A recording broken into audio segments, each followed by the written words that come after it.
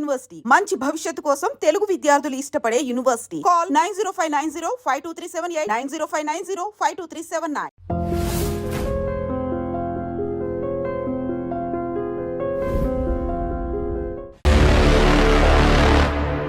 Ram Gopal Varma cinema అనగానే ఆయన పెద్ద కళ్ళు కంపల్సరీ ఉండాల్సిందే. వంశీ, కృష్ణవంశీ లాంటి సినిమాలు అనగానే బాబాయ్ పాత్రలు ఆయన చేయాల్సిందే. తమిళ్, తెలుగు, హిందీ, కన్నడ సినిమాలో నటించి తెలుగు ప్రేక్షకుల గుండెల్లోనే కాకుండా ఇతర భాషల గుండెల్లో కూడా ప్రత్యేకమైన స్థానం సంపాదించుకున్నారు. గుంటూరులో పుట్టి తెలుగు తొలి కోడి కూసింది సినిమా ద్వారా తన ప్రస్థానాన్ని మొదలెట్టారేనా. కొచ్చర్ల దయారత్నం అలియస్ జీవా, సర్కార్, సత్య సినిమాల్లో నటించి తెలుగోడి సత్తాను బాలీవుడ్లో కూడా చాటారని చెప్పాలి. Now he is with me in సరదాగా విశ్వేతారెడ్డి. హలో అండి, ఎలా ఉన్నారు? ఫైన్, బాగున్నాను. చాలా రోజుల తర్వాత చూస్తున్నాం.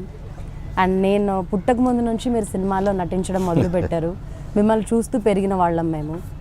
చాలా సంతోషంగా ఉంది మిమ్మల్ని చూస్తున్నందుకు. ఇప్పుడు ఐ థింక్ మీరు బిజీగా ఉన్నట్టున్నారు షూటింగ్లో.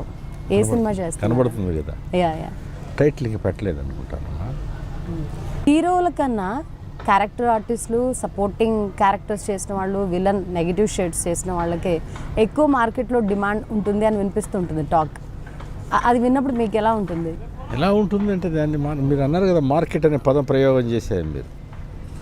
మార్కెట్, ఏ మార్కెట్లో ఆయన ఏది డిమాండ్ని బట్టి దానికి పెరుగుతూ ఉంటుంది. అది హర్షించదగ్గ విషయమే. మంచి వస్తువునే ఏదో కొంటాడు వినియోగదారుడు, అలానే మంచి సినిమాని చూస్తూ ఉంటాడు ప్రేక్షకుడు. ఎంతవరకు వాళ్ళు విజయవంతం అయ్యారన్నది ప్రేక్షకుల ద్వారా తెలుస్తుంది. దాన్ని బట్టి వాళ్ళు ఉంటుంది. మంచి విషయమే, హర్షించదగ్గ విషయమే అది. జీవా అనగానే మీ పెద్ద కళ్ళు, గంభీరమైన వాయిస్, మాంత్రికుడుగా నటించిన, నెగిటివ్ రోల్స్ చేసిన, విలన్గా భయపెట్టిన ప్రత్యేకమైన గుర్తింపు మీరు సంపాదించుకున్నారు. ఒక తెలుగోడిగా ఉండు, నేను ఇందాక చెప్పినట్టుగా బాలీవుడ్ లెవెల్కి ఎక్కారు. ఎన్నో మంచి మంచి సినిమాలు చేసి హీరోలుగా ఎదిగినప్పటికీ కూడా బాలీవుడ్లో ఆపర్చునిటీ రావడం అనేది అంత ఈజీ విషయం కాదు. బాలీవుడ్లో కూడా మీరు ఒక స్టాంప్ వేశారు. తెలుగోడిగా మీకు ఎలా అనిపిస్తుంది? ఈ ఘనతంతా నాది కాదు. వాస్తవం ఏంటంటే ఒక నటుడిని ఎలా ఉపయోగించాలి అన్నది భావన దర్శకులకు ఉంటుంది. దాన్ని ప్రోత్సహించేది నిర్మాత. సో ఎవడైనా సరే, ఏ ఆర్టిస్ట్ అయినా సరే ఎదిగాడంటే దాని కారకులు మూలం దర్శకులు, నిర్మాతలు. అంతేగాని ఎవడదో గొప్పతనం, ఆర్టిస్ట్ గొప్పతనం అంటే నేను ఒప్పుకోను. అది నా అభిప్రాయం. సో నా ఘనత కాదు ఇది. నేను మొట్టమొదట తెరకు పరిచయం చేసినటువంటి కె బాలచంద్ర గారు, మహానుభావుడు. ఆయన ఎన్నుకోవటం, ఓహో వీడిచే ఈ పాత్ర చేయించవచ్చు అని కాన్ఫిడెన్స్ అతనికి ఏర్పడటం, దాని నిర్మాతగా కానూరు రంజిత్ కుమార్ గారు ఆయన ఓకే చేయటం జరిగింది. ఆ విధంగా నా రంగ ప్రవేశం జరిగింది. సో అలానే అన్ని చిత్రాల్లో కూడా దర్శకులు వాళ్ళు మరుచుకుంటారు ఆర్టిస్ట్ని ఎలా వాళ్ళకి. కె బాలచందర్ గారు ఆడిషన్స్ చేసినప్పుడు మీలాగా కుప్పలు తెప్పలుగా ఆడిషన్స్కి ఫోటోగ్రాఫ్స్ వచ్చాయి, కానీ ఇద్దరు మాత్రమే సెలెక్ట్ అయ్యారు అని చెప్పారు. దాన్ని అదృష్టంగా భావిస్తారా? పక్కా, నో డౌట్. మీ ఫ్రెండ్స్ మీ ఫొటోస్ పంపించారని చెప్తూ ఉంటారు. పంపించారా లేకపోతే? నా ఫ్రెండ్సే పంపించారు. నేనన్నాను అక్కడ పాలిటిక్స్ ఉంటాయి అన్నారు, ఏవే ఉంటాయిరా అంటే లేదు మనం పంపిస్తుంది కె బాలచంద్ర గారి దగ్గరికి. ఆయన దగ్గర అటువంటి డర్టీ పాలిటిక్స్ ఉండవు, మంచి మనిషిరా అని అన్నారు అక్కడ. సరే పంపించండి చూద్దాం అన్నాం, పంపించారు. ఇంటర్వ్యూ వచ్చింది, వెళ్ళాం. జీవా అనగానే సినిమా ఆర్టిస్ట్, జీవాని కూడా ఆయనే పెట్టారు పేరు. జీవా అనగానే ఆర్టిస్ట్ అని మాత్రమే చాలా మందికి తెలుసు. కానీ సినిమా ఇండస్ట్రీకి రాకముందు జీవా ఏంటి? మామూలు జీవని, దయారత్నం నా పేరు. ఏం చేసేవాళ్ళు? ఏం చేయడం అంటే ఏం లేదు, నిరుద్యోగం, పని పాటలు తినడం, తిరగటం. ఎప్పుడైనా ఎక్స్పెక్ట్ చేశారా సినిమా ఇండస్ట్రీకి వచ్చి ఊహించలేదు. దుమ్ము లేపే రేంజ్కి వెళ్తానని? దుమ్ము కాదు, కానీ సినీ రంగంలోకి ప్రవేశిస్తాననేది నాకు ఊహించలేదు. ఊహించిన అద్భుతమైన పరిణామం.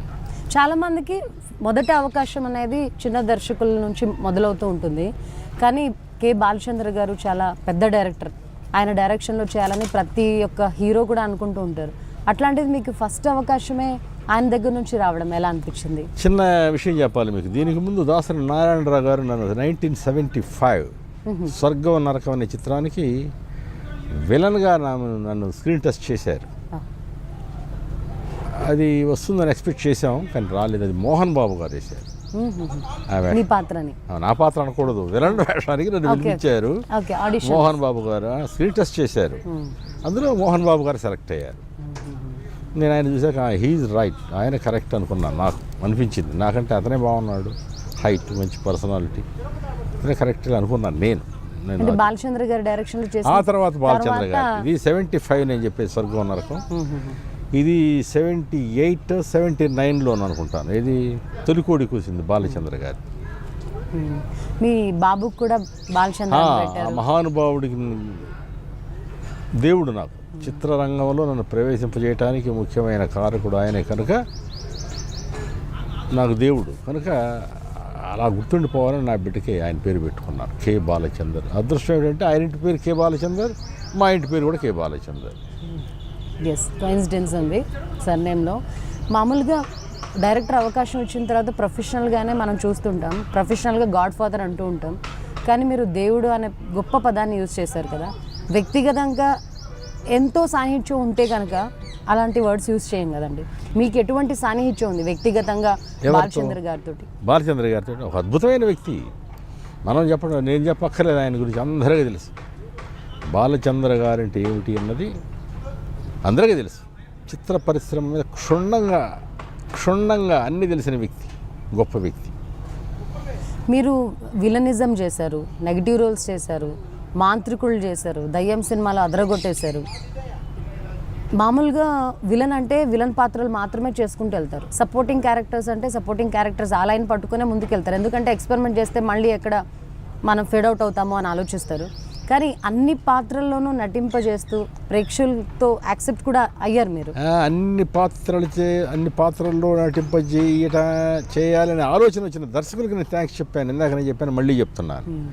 ఇతని చేత ఇది కూడా చేయించుతున్న ఆలోచన, ఆ విధానాన్ని అప్రిషియేట్ చేయాలి, అభినందించాలి. విలన్గా చేస్తున్న నన్ను పూరి జగన్నాథ్ గారు కామెడీ, తర్వాత వంశీ గారు కామెడీ చేయించారు. ఒక అద్భుతం. అంటే వీటి చేత ఇది కూడా చేయించుతున్న ఆలోచన వచ్చింది, అందుకు వాళ్ళకి మనం ధన్యవాదాలు చెప్పాలి. ఈ ట్రాన్స్ఫర్మేషన్ మీకు ఎట్లా అనిపించేది? ఒక విలన్ పాత్ర చేసినప్పుడు మీరు దానికోసం వర్కౌట్ చేస్తుంటారు, దానికి పరిమితం అవుతూ ఉంటారు. భారం దర్శకుల మీదే వేస్తాం. ముందే చెప్తాను, నేను ఉన్నదన్నట్టు నాకు కామెడీ రాదు. వంశీ గారికి చెప్పాను, మీరు కామెడీ చేయాలి, నాకు కామెడీ రాదు సార్ అన్నాను. నేను చేయించుకుంటాను అన్నాడు. థ్యాంక్స్, చేయించుకుంటా సార్ అన్నాను. ఆయన చెప్పింది వినడమే, మన శక్తి మేరకు చేయడం. ఆయన చెప్పినంత చేయలేకపోయినా మన శక్తి మేరకు మనం ఎంత చేయగలం అన్నది పరిపూర్ణమైన విశ్వాసం చేయడమే. అది నేను చేసింది. రామ్ గోపాల్ వర్మ సినిమాకు మీరు బ్రాండ్ అంబాసిడర్ అని చెప్తూ ఉంటారు, సెంటిమెంట్గా కూడా అంటూ ఉంటారు. రామ్ గోపాల్ వర్మతో మీ అసోసియేషన్? సౌత్ ఇండియాకి పరిమితమైన నన్ను టోటల్ ఇండియా వైడ్గా పరిచయం చేశాడు రామ్ గోపాల్ వర్మ గారు. ఆయన ఒక గట్స్ ఉన్న దర్శకుడు, మహానుభావుడు. ఫస్ట్ టైం తెలుగు సినిమా తర్వాత హిందీ సినిమాలో నటించినప్పుడు అదేనమ్మా నేను చెప్పేది. గులాబీ అనే సినిమాకి ఆయన నిర్మాత రామ్ గోపాల్ వర్మ గారు. గులాబీ అనే సినిమా నేను విలన్నాయి, కృష్ణవంశీ గారు director. ABC corporation Amitabh Bachchan గారును ఈయన సంయుక్తంగా నిర్మించిన చిత్రం అది. పిలిపించారు నన్ను సత్యాకి రమ్మని. సత్య చెప్పారు ఆయన కూడా, ఇలాంటి పాత్ర డైజెస్ట్ చేస్తారు, చక్కగా పాత్రను గురించి వివరిస్తారు, చెప్తారు వాళ్ళు. నేను జాగ్రత్తగా వినడం, మన పరిధిలో మనం చేయటం. ఏమంటే ఆయన చెప్తారు అలా కాదు ఇలా, అది చెప్పేటప్పుడు సిన్సియర్గా వినడం, చేయటం. రామ్ గోపాల్ వర్మ, కృష్ణవంశీ, పూరి జగన్నాథ్ ఒకటే స్కూల్, ఒకటే ఫార్ములా ఫాలో అవుతూ ఉంటారు, లైఫ్కి సంబంధించి కానీ సినిమాలకు సంబంధించి కానీ. వీళ్ళు ముగ్గురు దగ్గర మీరు నటించారు కదా, ఒక్కొక్కళ్ళకి ఉన్న వ్యత్యాసం ఏంటి?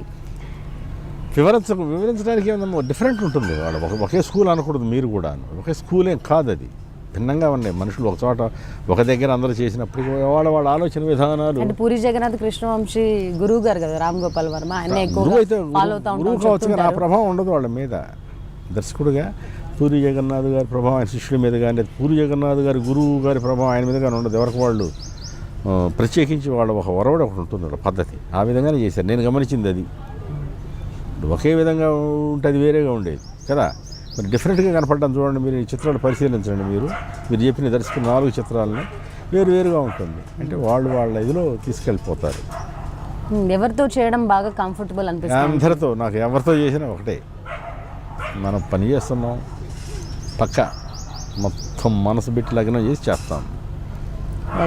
నేను మీ గురించి చెప్పగానే నిన్న ఒక friend from north India, Chandigarh అనమాట, he is in to banking sector, regional asset మేనేజర్గా పనిచేస్తున్నారు. రేపు ఇంటర్వ్యూ ఎవరితో చేస్తున్నారంటే గ్రేట్ యాక్టర్ జీవా నాకు తెలుసు అంటే నేను మీ పిక్ పంపించాను వాట్సాప్లో. ఇదేంటి నార్త్ ఇండియా పంజాబీ ఆయన జీవా గురించి అడుగుతున్నారని చెప్పి. Yes I know him, I have watched him and Satyan Sarkar is a very great actor అని చెప్పగానే నాకు చాలా ప్రౌడ్ అనిపించింది. మన తెలుగు యాక్టర్ గురించి ఒక పంజాబీ వ్యక్తి చెప్తున్నారని. అదే కదమ్మా చెప్పాను ఇందాక నేను. అది రామ్ గోపాల్ వర్మ తర్వాత నేను చేసిన చిత్రాన్ని దాదాపు చాలా హిందీలో కూడా డబ్ చేయబడ్డాయి. తర్వాత రామ్ గోపాల్ వర్మ గారి పుణ్యమానే నేను చాలా హిందీ సినిమాలు చేశాను. ఆ విధంగా మొత్తం గుర్తించబడ్డాం. చాలు, అది తృప్తి. మీరు అన్నారు కదా మా ఫ్రెండ్స్ ఫొటోస్ పంపిస్తున్నప్పుడు ఏముంటుందిరా అక్కడ అంతా రాజకీయాలు వినడమే, అప్పుడు పరిపూర్ణ అవగాహన లేదు నాకు. సినిమా ఇండస్ట్రీలో రాజకీయాలు ఉంటాయి, మనం ఎక్కడ సెలెక్ట్ అవుతాం అనే ఊహలో ఉన్నారు. కానీ సినిమా ఇండస్ట్రీకి వచ్చి దాని లోతుపాతులు దగ్గరగా చూశారు, మనుషులు ఎట్లా ఉంటారని అనిపించి అందరూ మంచి మనుషులే. మనం అపార్థం చేసుకుంటాం అప్పుడప్పుడు, బట్ ఉంటారు. మంచి చెడ రెండు ఉంటుంది. మనం మంచిగా తీసుకుందాం, చెడను వదిలేసేద్దాం. ఎప్పటి నుంచో సినిమాలు చేస్తున్నారు, వెటరన్ యాక్టర్ మీరు. చాలా జనరేషన్స్ని చూశారు కదా, ఇప్పుడు అప్పుడు వ్యత్యాసం ఏంటి? ఏమీ లేదు, నాకైతే ఏమి కనపట్టలేదు. Generation not only in film industry, అందరూ మారుతూ ఉన్నాయి కదా తరాలు. మారే కొద్దీ మనసులు, భావాలు, మనుషులు మారుతూ ఉంటారు. సహజం, మార్పు అనేది అవసరం కూడా. నేను అప్పుడు అలా ఉన్నాను, అలానే ఉండాలి. ప్రపంచం అంటే స్తంభించిపోతుంది, ఏమీ ఉండదు. కాలగమనంలో మనం పోతూ ఉండాలి, గమనిస్తూ ఉండాలి. మార్పులకు అనుగుణంగా మనం కూడా నడుచుకుంటూ పోవాలి. నేను ఎలానే ఉంటానని మీరు తీసుకొని కూర్చుంటే కుదరవు, పనులు కుదరవు కదమ్మా. సో రామ్ గోపాల్ వర్మ గారి గురించి తీసుకుంటే హీఈస్ ఏ కాంట్రవర్షియల్ కింగ్. సినిమా తీసినా తీయపోయినా ఒక ముక్క ట్విట్టర్లో పడేసినా, టీవీలో మాట్లాడినా పెద్ద సంచలనం కాదు కదా అది. 10 రోజుల నుంచి పెట్రోల్ ధర 5 రూపాయలు పెరిగిందన్నా కూడా దాని గురించి డిస్కషన్ జరగట్లా. కేవలం God, sex and truth, GST గురించి ఆయన మాట్లాడుతుంటే 2 చిల్లర కోట్ల వరకు అది కలెక్షన్ కూడా వచ్చిందని చెప్తున్నారు. రామ్ గోపాల్ వర్మ కాంట్రవర్షియల్ ఇష్యూస్కి సంబంధించి మీరు ఎలా స్పందిస్తారు? నేను చెప్తున్నాను కదమ్మా, ఆయన ఏం చేసినా సంచలనమే. కొందరు జీవితాలు అలా ఉంటాయి, అలానే ఉండాలేమో. చాలా దగ్గరగా చూశారు కదా, చెప్తున్నాను కదా. కొందరు ఎలాగోలాగే కాంప్రమైజ్ పోదాం అన్నది కొందరు భావన, నేను ఇలాగే ఉంటాను అన్నది కొందరది ఖచ్చితత్వం. ఎస్, ఏదైనా కానీ తప్పు కానీ ఒప్పు కానీ నేను ఇలానే ఉంటాను, ఇలానే బ్రతుకుతాను అన్నది ఒక స్టైల్. అది చెప్తున్నాను. ఒక కాంప్రమైజ్ అవుతారు. నేను ఇప్పుడు ఏం చెప్పాను, దీనికి ముందే కాలం ప్రకారం మనం పోతూ ఉండాలన్నమాట. కాదు, ఆయనది కాదు, అది వేరే లెక్క. మీకు ఇట్లా చూస్తుంటారు కదా ఈ కామెంట్స్, వర్మ ఇట్లా చేశాడంట, అట్లా చేశాడంట. పీకే గురించి కామెంట్ చేసినా, పాలిటిక్స్ గురించి కామెంట్ చేసినా, జిఎస్టీ గురించి ఇంత రచ్చ రేపుతున్నా కూడా టీవీలో కానీ లేకపోతే యూట్యూబ్లో చూసినప్పుడు మీకు ఏమనిపిస్తూ ఉంటుంది? నేను గర్వంగా ఫీల్ అవుతాను. ఈయన దగ్గర కాదు నేను చేశాను వర్క్ అని. మనసులో భావాలు నిర్భయంగా చెప్పడానికి గట్స్ కావాలి, ఎంత కావాలి కదా. ఇద్దరు ప్రశ్నిస్తే తడబడతాం మనం. అదే ఇదే అదా అంటే కాదు, ఆయన అదే చెప్తారు, అలానే ఉంటారు. సినిమా ఇండస్ట్రీ గురించి ఒక ఫ్యూ సెక్షన్ ఆఫ్ సొసైటీ నెగిటివ్గా కామెంట్స్ చేస్తుంటారు. వీళ్ళకి ఏదో అవగాహన ఉండదని చెప్తూ ఉంటారు, లేకపోతే కనీస జ్ఞానాలు ఉండవని చెప్తూ ఉంటారు. ఇట్లాంటి కామెంట్స్ విన్నప్పుడు మనం ఈ ఇండస్ట్రీలో మనం పనిచేస్తున్నామా అని ఎప్పుడైనా అనిపించిందా? నాకు ఎప్పుడు అనిపించదు. కామన్, నేను చెప్తాను, టేక్ ఇట్ ఈజ్, మామూలుగా తీసుకోవటం అటువంటిది. మహాత్మా గాంధీ కూడా శత్రువు ఉన్నాడుగా, మహనీయుడు ఆయన కదా. ఇక్కడ అవి కామనే. నేను ఒకసారి అక్కడికక్కడికి వెళ్ళి అని చెప్పాను మీకు, మహాత్మా గాంధీ గారి దగ్గరికి. ఇక్కడ ప్రతిదానికి ఉంటాయి. కూడుగుడ్డు మీద దాన్ని ఈకలు ఎక్కడోనే చూసే తత్వాలు ఉంటాయి. మనం కాదని నవ్వుకోవటమే, ఎంజాయ్ చేయటం, వినడం, చూడటం. మనం వాళ్ళని సంస్కరించలేము.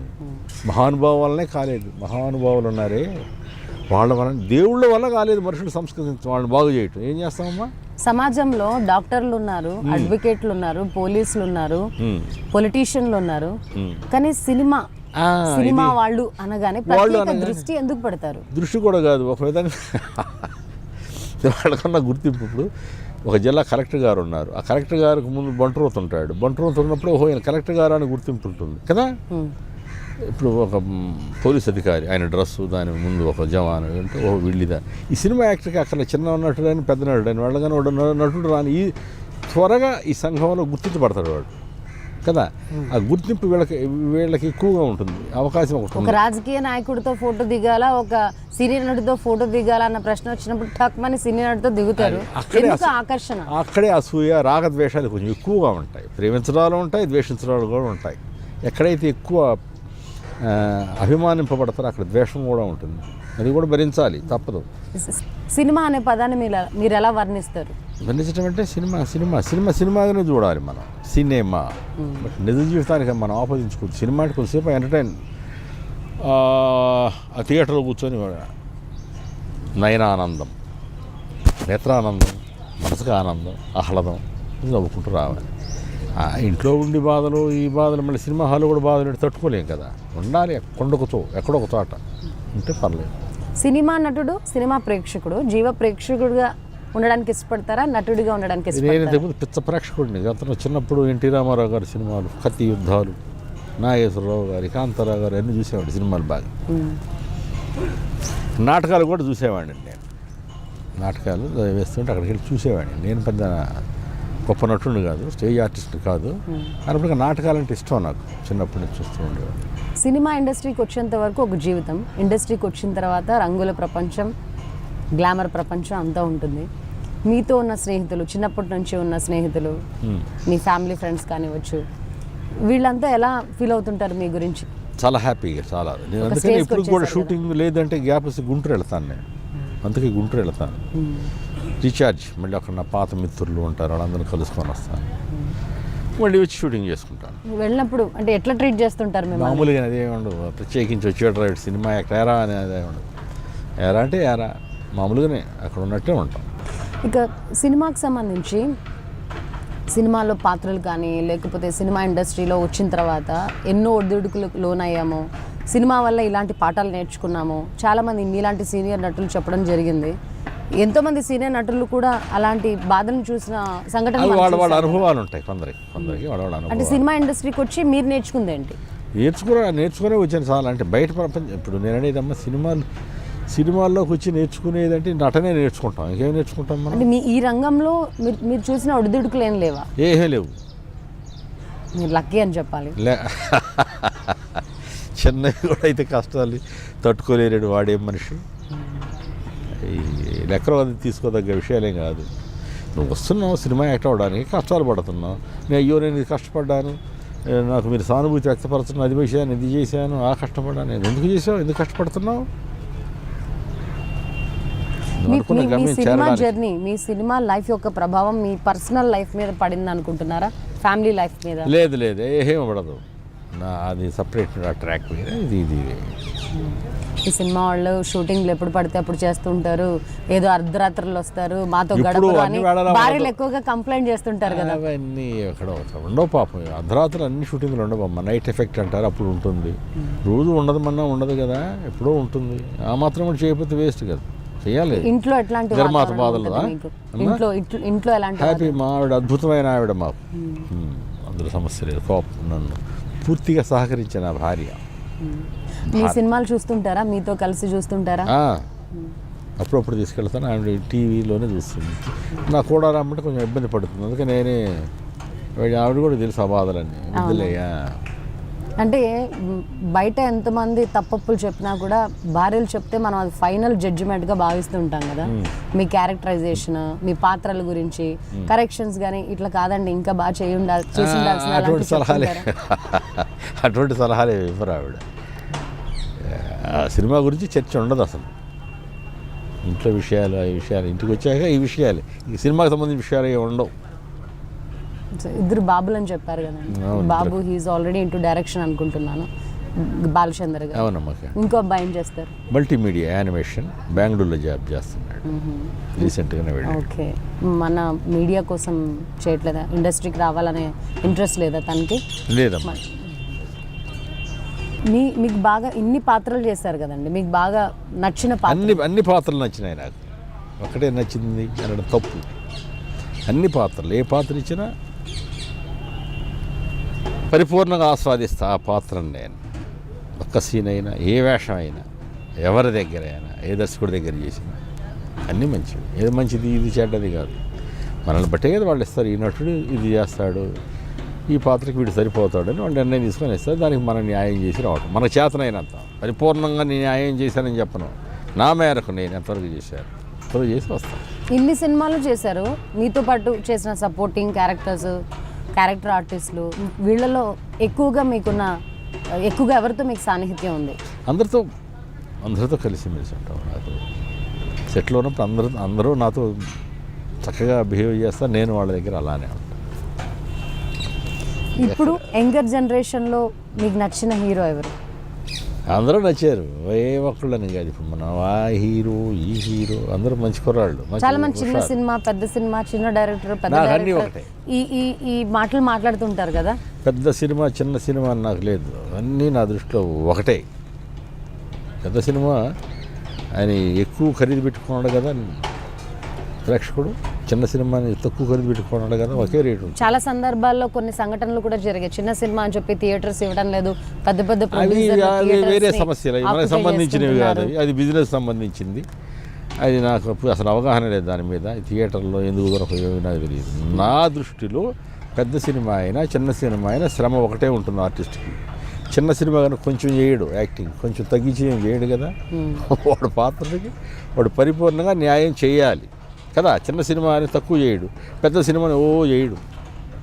వాడికి తెలిసింది అంతా, వాడికి ఏం తెలుసు అది దర్శకుడికి తెలుసు. అది జాలేవాను అంటే చెప్తారు. దగ్గర చిన్న సినిమాలో ఒక యాక్టింగ్, పెద్ద సినిమాలో ఒక యాక్టింగ్ ఉండకూడదు. విలన్ రోల్స్ చేసినట్టుగానే స్క్రీన్ మీద మీరు సినిమా ఇండస్ట్రీకి వచ్చే ముందు కూడా కొంచెం మీరు ఫిరోషియస్ పర్సనల్ లైఫ్లో అని ఏవి తెలియని అమాయకపు రోజులు, పిచ్చి రోజులు. ఇప్పుడే పొరపాటు జరుగుతూ ఉంటాయి కదా చిన్న వయసులో. ఇప్పుడు మనం చూస్తున్నాం కదండి సోషల్ మీడియా, యూట్యూబ్. ఒక రాజకీయ నాయకుడి గురించి మాట్లాడినా ఎక్కువ పట్టించుకోరు, వేరే ఇతర రంగాల్లో ఉన్న వాళ్ళ గురించి మాట్లాడినా ఎక్కువ పట్టించుకోరు, కానీ సినిమా వాళ్ళ గురించి రెండు ముక్కలు చెప్పారు ఎక్కువగా కదా. చెప్పంగానే నేను చెప్తున్నాను కదా, ఆకర్షింపబడేవాళ్ళు ఎక్కువ అందరూ చూస్తారు. నేను చెప్పి ఎక్కడైతే ఆకర్షణ ఉంటుందో అక్కడ విమర్శలు కూడా ఉంటాయి. ఎక్కువగా ఎక్కడైతే ఆకర్షణ ఉంటుందో దాని మీద ఫోకస్ ఎక్కువ ఉంటుంది, దృష్టి ఎక్కువ పెడతారు. అక్కడ ఏం జరుగుతున్నాయి అని ఆలోచన నవ్వుకుంటున్నాయి. దానికి మనం తప్పు పట్టద్దు. మీరు చూస్తుంటారా అవి యూట్యూబ్లో వచ్చే? చూస్తాం, నవ్వుకుంటాం. అది మనల్ని ఎలాంటి ప్రభావితం మనకు కాకూడదు. అది రాసుకుంటా ఉంటాం. ఇంటర్వ్యూ స్టార్ట్ అయినప్పటి నుంచి వాళ్ళు ఆనందపడతా ఉంటారు. పోనీ ఆ విధంగా ఆనందపడినాయి. జీవ వాడు రాశాడు నా మీద, వాడి పాపం ఆనందం ఏమో అనుభవించిన ఆనందాన్ని అవును. అంటే ఒక యూట్యూబ్ ఛానల్లో కూడా మీ గురించి తప్పుడు వార్తలు రాశారు అని చెప్పి విన్నాను నేను. తప్పుడు వార్తలు క్రియేట్ చేశారని చెప్పి, హెల్త్ బాగాలేదని చెప్పి, ఇంకా మీరు పర్సనల్గా హర్ట్ అయ్యానని కూడా తెలిసింది. పర్సనల్ హర్ట్ ఏం కాదు కానీ నవ్వుకున్నాను, అమాయకంగా కోపం వచ్చింది. ఇందాక కూడా మనం వికీపీడియా గురించి మాట్లాడాం.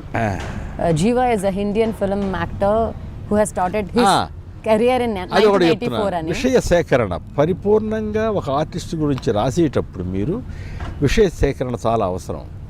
ఎంతవరకు నిజాలే రాయండి. ఇప్పుడు తెలియదు అనుకున్నప్పుడు వదిలేసేయండి ఆ కాలాన్ని. తెలిసినట్టు కన్ఫర్మ్ చేస్తూ వాడు ఎవడో 1984 అన్నాడు, 1975 స్వర్గం నరకం నా స్క్రీన్ టెస్ట్ అక్కడి నుంచి. ఇప్పుడు మీరు ఓన్లీ తెలుగుకి పరిమితం అవ్వలేదు, హిందీ, కన్నడ, తమిళ్ కూడా చేశాను. మన ఇండియా మొత్తం అక్రాస్ ఇండియా మీ గురించి వెతకాలంటే Wikipedia is the only platform అండి, తెలుసుకోవాలంటే. కానీ అలాంటి చోట్ల కూడా తప్పులు జరుగుతున్నాయంటే సహజమా చెప్పండి? ఖచ్చితంగా ఇన్ఫర్మేషన్ తీసుకొని ఇప్పుడున్న పరిస్థితుల్లో నేను అదే చెప్తున్నాను, మరొకసారి చెప్తున్నాను, దయచేసి ఈ తప్పిదాల వల్ల నిజమైన వార్తలు కూడా అబద్ధపు వార్తలే అని అనుకునే అవకాశం ఉంది. మీద ఒక అద్భుతమైన సాధనం, ఈ సాధనాన్ని దుర్వినియోగపరచద్దు, నిజాలే రాయండి. ఎంతమంది మీడియా ప్లాట్ఫామ్లో ఉన్నట్టుగా రాస్తున్నారు. అది నేను చెప్తున్నాను. నేను విమర్శించడం వాళ్ళే తెలుసుకోవాలి. మనం చేస్తున్నది ఎవడు ఆత్మకాడికి తెలుసు, కానీ ఎందుకు అదొక పైశాచిక ఆనందం అంటారు. మరి అతనికి పిచ్చో లేకపోతే వాడికి ఒక ఆలోచన విధానం, మరి ఎందుకు ఆ తేడా? లేనిపోయిన జబ్బులు అంటగట్టేసి ఏడేటో రాస్తే ఒక ఆనందం, దాని నీచత్వం. అది మనిషి చెప్పారనుకుంటాను ఇంతకుముందు, మీరు ఎవరికి మేలు చేయక్కర్లేదు, సహాయం చేయక్కర్లా, కీడు తలపెట్టకుండా ఉంటే చాలు, న్యూట్రల్గా ఉంటే చాలు. న్యూట్రల్ అని తల్లి. ఇప్పుడు నువ్వెవరో, నీకు నేను మేలు చేయనక్కర్లా, సహాయం చేయనక్కర్లా, కీడు తలపెట్టకుండా ఉంటే చాలు. ఏమీ చేయలేదు అతను ఎవరు. ఇప్పుడు మీకు ఇంకో గొప్ప విషయం చెప్తాను చూడండి.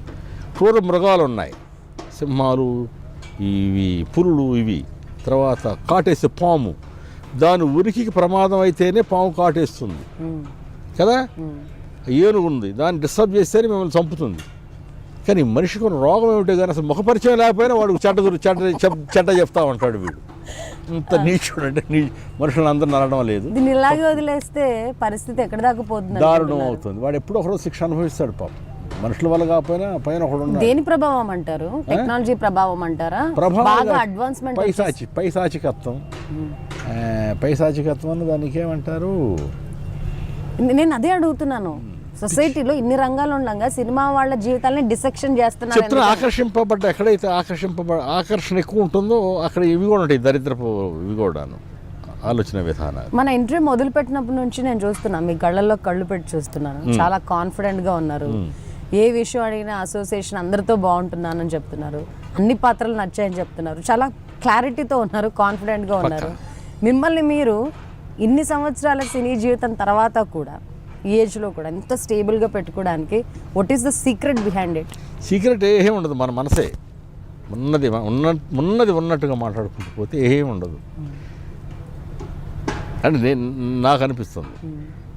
చాలా సందర్భాల్లో సీనియర్ నటులు చెప్తుంటారు కదా, సినిమా ఇండస్ట్రీలో వచ్చే వాళ్ళంతా చాలా జాగ్రత్తగా ఉండాలి, స్మార్ట్గా ఉండాలి, ఉన్నట్టు నీకు నచ్చలేకపోయినా నచ్చినట్టు నటించాలి అని. ఆనాడు ఎలా కెమెరా ముందు నటిస్తున్నాం, మళ్ళీ నిజ జీవితంలో కూడా నటించడం ఎందుకు? మీరు క్యారీ చేస్తున్న ఈ యాటిట్యూడ్ మీకు అవకాశాలు రప్పించడంలో ఎక్కడైనా నెగిటివ్గా రోల్ ప్లే చేస్తుంది అనుకుంటున్నారా? ఏం లేదమ్మా, మనం ఎక్కడా లేదు. నాకేం అనిపించలేదు. అందరూ జీవా కానుకుంటే పిలిపిస్తారు. నేను గుంటూరులో ఉన్న జీవా వస్తాయి ఆపర్చునిటీ. నేను ఇది లలాట పలకం మీద గీతలు రాయబడతాయి, ఇవి కూడా ట్రాష్. మీరు దేవుని నమ్మరా? నమ్ముతాను. నమ్ముని ఎప్పుడు దేవా నేనేం కోరతాను, నాకు ఏదైనా కష్టం కానీ నష్టం వస్తే తట్టుకునే ఆత్మస్థైర్యాన్ని ఇవ్వు అనుకుంటాను, అంతే. నాకు ఆ వరం ఈ వరం ఎప్పుడు చేస్తుంటా, అందుకే నాకు టక్మని అప్రిషియేట్ చేయాలనిపించింది. ఎస్, తట్టుకునే ఆత్మస్థైర్యాన్ని. మనిషి కదా, వయసు పెరిగే కొద్దీ తగ్గొచ్చు. శారీరకంగా ఏ విధంగా అయితే మనిషి అవుతాడో శారీరకంగా మానసికంగా కూడా ఒకవేళ ఇది ఉంటుందేమో. అందుకని నేను దేవుడిని అడిగేది ఏమిటంటే ఇదే, ఏదైనా సరే తట్టుకునే స్థితి నువ్వు తండ్రి అంటాను నేను. ఇక అంతే, ఆయన అడగనేమి. దేవుడు అనే టాపిక్ వచ్చింది కాబట్టి దయ్యం గురించి కూడా మాట్లాడుకుందాం. దయ్యం సినిమాలో చాలా మంచి పర్ఫార్మెన్స్ ఇచ్చారు. ఆ దయ్యాల సినిమాలో నటించేటప్పుడు ఆ రోల్స్ ఎక్స్ట్రాడినరీగా పర్ఫామ్ చేయాలి, స్పెషల్ వర్కౌట్ చేయాలి కదా. రాముగారిదే కదా. మీరు ఎట్లా అద్దం ముందు ప్రాక్టీస్ చేస్తుంటారు? ముందు ప్రాక్టీస్ చేయటం అసలు జీవా గారు ఎట్లా ప్రాక్టీస్ చేస్తారు? ప్రాక్టీస్ చేయను అని చెప్పేది జాగ్రత్తగా వినడమే. మనస్ఫూర్తిగా నేను అనుకున్నాను కదా, ఏమనుకుంటాను దాన్ని చేసేయడం. వన్ మోర్ కొంచెం ఓకే సార్, ఇంకొంచెం ఎక్కువ చేయవా అంటారా సార్, మళ్ళీ చేస్తాను. అద్దాల ముందు ప్రాక్టీస్ చేయటాలు ఏం లేవు. మీరు ఫస్ట్ సినిమాకి ఇప్పటికి మీలో వచ్చిన చేంజెస్ ఏంటి యాక్టింగ్ పరంగా? ఏం ఉండదమ్మా, నాకేం అనిపించడం లేదు. మొదట అలా చేశాను, ఇప్పుడు అలానే చేస్తాను. కొంతమంది చెప్తుంటారు కదా, అప్పట్లో కొంచెం ఎక్స్ప్రెషన్స్ అవి తక్కువ ఉండేవి, ఇప్పుడు మెచ్యూర్డ్ ఎక్స్ప్రెషన్స్ వస్తున్నాయని. సరే, చెప్పండి, మీరు చెప్పట్లేదు అసలు. ఏంటంటే నేను చిన్నప్పుడు నాటకాలు చూసేవాడిని, నాటకాలు అంటే ఇష్టం. మేము మా గుంటూరులో శ్రీరామనవమికి నవరాత్రులు చేస్తారు. నవరాత్రులు ఏదో ఒక నాటకం, ఏదో ఒక మంచి నాటకాలు వేస్తుంటారు. మేము క్రిస్మస్ చేస్తాం, నేను క్రిస్టియన్ని. క్రిస్మస్ 24 రాత్రి 25 రోజు మాత్రమే చేస్తారు, 2 రోజులు చేసేవాళ్ళు. ఆ పండగ సంవత్సరానికి వచ్చేది ఒకే ఒక పండగ. ఈ పండగలు లేవు క్రిస్టియన్లకి. అంటే ఒకటి క్రిస్మస్, రెండవది ఈస్టర్, గుడ్ ఫ్రైడే, చనిపోయిన రోజు. ఇక అంతే, మధ్యలో పండగలు అంటూ ఏమీ లేవు. అరే ఇంత సంవత్సరం ఒకసారి వస్తుంది కదా పండగ, ఈ పండగ ఒక రోజుతో దీనికి ముగింపు చెప్పడం ఏమిటి కాదు. శ్రీరామనవమి నవరాత్రులు చేశారు కదా, దీన్ని కూడా నవరాత్రులు చేద్దామని ఒక ఆలోచన వచ్చింది. మా వాళ్ళకి చెప్పాను. అప్పటి నుంచి 24 నైట్ నుంచి 1వ తారీఖు వరకు చేసేవాళ్ళు. అప్పుడు నాటకాలకి నైట్ రిహార్సల్స్కి వెళ్తూ ఉంటే మా నాన్న తిట్టేవాడు నన్ను. అంటే మా అమ్మకి చెప్పాడు, ఏంటి వాడు ఎక్కడికి వెళ్తున్నాడమ్మా అంటే, నాటకం అంటాయా రిహార్సల్స్ అయ్యా అని మా అమ్మ అంటే, అది కూటికి వచ్చానా గుడ్డకు వచ్చానా, ఎందుకు వెళ్తున్నాడు వాడు అని తిట్టేవాడు. కానీ అదే నాకు ఈరోజు కూడు గుడ్డ ఇస్తుందని చెప్పడానికి మా నాన్న లేరు, ఇప్పుడు చనిపోయి. నాన్నగారు ఏం చేశారు? సెంట్రల్ ఎక్సైజ్ సిపాయి. మీరు ఎక్కడ దాకా చదువుకున్నారు? మీ క్వాలిఫికేషన్? 11వ తరగతి. 11వ తరగతి ఫెయిల్డ్. కానీ ఈరోజు ఎవరు ఊహించరు కదా తెలుగు సినిమాతో పాటు బాలీవుడ్ని కూడా ఏలుతారు ఈ వ్యక్తి అని చెప్పి. అమ్మా చదువుకి రంగానికి చాలా మంది ముడిపెడుతూ ఉంటారు. మీరేమంటారు? చదువు అవసరం, చదువు చాలా అవసరం. నేను చదివాను కనుక 11వ తరగతి వరకు చదివాను కనుక అందరు ఇదే అని అది కాదు. మళ్ళీ చదువు చాలా అవసరం, నీకు జ్ఞానాన్ని. నేను అదే చెప్తున్నా, మీ నాన్నగారు 11వ తరగతి ఫెయిల్ అయిన ఈ వ్యక్తి ఈరోజు ఇండియన్ సినిమాని ఏళ్తారని అనుకోలేదు కదా అంటున్నాను. అనటం లేదు, అందరికి పరిచయం అయ్యాం. అదే చెప్పేది, నేను నా ఈ స్థితిలో నేను ఉండటం ఆయన చూడలేకపోవడం నాకు బాధ కలుగుతుంది. మా అమ్మగారు కూడాను. అమ్మ ఉన్నారా? లేరిద్దరు చనిపోయారు. నాకే 68 ఏళ్ళు. ఇంకెక్కడుంటారు అమ్మ నాన్న? ఉదయాన్నే వచ్చేటప్పుడు ప్రేయర్ చేసుకుంటాం, మా అమ్మ మా నాన్న తలుచుకుంటాం. అంటే మీరు క్రిస్టియన్ అని అన్నారని అడుగుతున్నాను. క్రిస్టియన్స్ ఎక్కువగా యేసు ప్రభుని తలుచుకుంటూ ఉంటారు. అన్ని మతాల కన్నా ఇంకెక్కువగా ప్రేయర్స్ అనేది రోజు. విషయం చెప్తాను మీకు, అన్ని మతాలు మా ఇంట్లో ఉన్నాయి. నా కోడళ్ళు ఇద్దరు బ్రాహ్మిన్స్. వావ్, అసలు ఐ డిడ్ంట్ నేను ఎక్స్పెక్ట్ ఎవరు దిస్. పూజ, మా కోడలు అక్కడ పూజ చేసుకుంటూ ఉంటుంది, గంటలు కొట్టుకుంటా టింగ్ టింగ్ టింగ్ అని. ఓకే, ఎవరిది. నా మిత్రులు కూడా చాలామంది హిందువులు, నాకు ఆ వ్యత్యాసం లేదు. నా మిత్రులు కూడా నా లేదు. చాలామంది బ్రాహ్మిన్స్ ఉన్నారు, చౌదరులు ఉన్నారు, రెడ్లు ఉన్నారు, నాయుళ్ళు ఉన్నారు, అందరూ నా మిత్రులు. అదే నేను అడిపోతున్నా, మన క్రిస్టియన్ కమ్యూనిటీలో కొంచెం ప్రార్థనా సమయం అనేది రోజులో ఎక్కువ సార్లు ఉంటుంది కదండి, ఎక్కడున్నా చేసుకుంటుంటాం అని చెప్తూ ఉంటారు. ఏమో నాకు అలా నచ్చదు, అంటే నచ్చదు, నా అభిప్రాయం చెప్తున్నాను. సరే, వన్స్ ప్రేయర్ చేసుకుంటే దేవుడు అనేవాడిని స్మరించుకో చాలు, దానికి అట్టహాసం ఆర్భాటాలు అక్కర్లేదంట. ఫర్ ఎగ్జాంపుల్, దానికి జీసస్ క్రైస్ట్ అనేవాడు ప్రేయర్ చేసుకోవడానికి కొండ మీదకి వెళ్ళి శిష్యులందరినీ కింద పెట్టి ఆయన పైకి వెళ్ళి సైలెంట్గా ప్రార్థన చేసుకొని వచ్చాడు. ప్రార్థన అనేది పక్క వాళ్లకు అంతరాయం కలిగించకూడదు అని నా ఇది. అంటే మరి ఈ కమ్యూనిటీలో ఎక్కువగా ప్రేయర్ మీటింగ్స్ పెడుతున్నారు, తప్పే. మైకులు పెట్టి ఓ కేకలు అరుపులు, అది నాకు ఇష్టం లేదు. వెళ్ళను అక్కడికి, ఇంట్లోనే ప్రేయర్ చేసుకుంటాను నేను. మా గుంటూరులో ఉంటే ఎప్పుడైనా చర్చికి వెళ్ళేవాడిని ఇదివరకు. సైలెంట్గా ఉన్నప్పుడు ఒక్కడనే వెళతాను, కొద్దిసేపు దేవుడి దగ్గర నుంచొని ఆయనతో మాట్లాడి వస్తాను. సినిమా రంగం కాకుండా మామూలు ఫ్రీ టైంలో ఉన్నప్పుడు వేటి గురించి ఆలోచిస్తుంటారు? ఏం ఆలోచించనమ్మా, టీవీ చూడడము, పేపర్ చదువుతాను. షూటింగ్ అయితే పేపర్ చదువుతాను, టీవీలో న్యూస్ చూస్తాను, సినిమాలు చూడను. చూడను, మీకు తెలియదేమో. నేను నమ్మట్లేదు. బాలచంద్ర గారు కూడా తిట్టారు, సినిమాలు బాగా చూస్తావారంటే ఎప్పుడన్నా చూస్తాను. ఎందుకు అలా? నాకు ఎవరో ఎన్టీ రామారావు గారు నచ్చుతారు, వేరే చూడను. లేదా నా ఇష్టం. సినిమా ఇండస్ట్రీకి వచ్చాక చూస్తావా అని అడిగారు. సినిమా చూడకపోవడం ఏంటి? అది తిట్టారు నన్ను చాలా మంది. సినిమా మీద బ్రతుకుతూ దాన్ని సినిమా చూడడం అంటారా అంటారు. మరి నాకు మొదటి ఫీల్ అవుతారేమో ఈ మాట విని. అంటే నా అభిమానులు చాలా స్ట్రాంగ్, అలా ఫీల్ గారు. నన్ను అభిమానించేవాడు మామూలు వాడు అయి ఉంటాడు, చాలా గట్టివాడు అయి ఉంటాడు. అలా ఫీల్ కాడు, అలా అభిమానిస్తారు నన్ను. న్యూస్ చూస్తారా అమ్మా? న్యూస్ చూస్తాను, సినిమాలు కూడా చూస్తాను.